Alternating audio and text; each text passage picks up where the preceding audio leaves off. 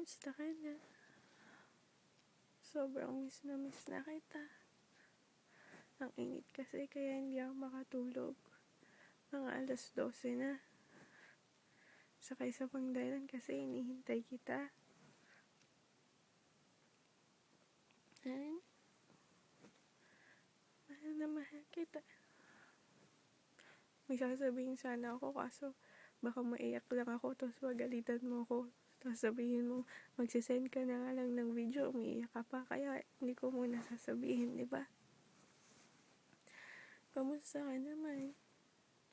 Sana hindi mo pinapabayaan sarili mo, ha? Mahal na mahal kita. Lagi kang mag-iingat, mahal ko.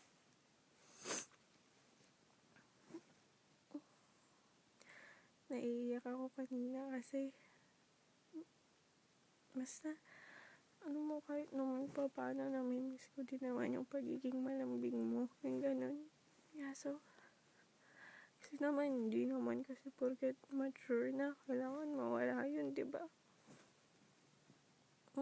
Naiiyak tuloy ako. Sorry, mahal ko. Mahal na mahal kita.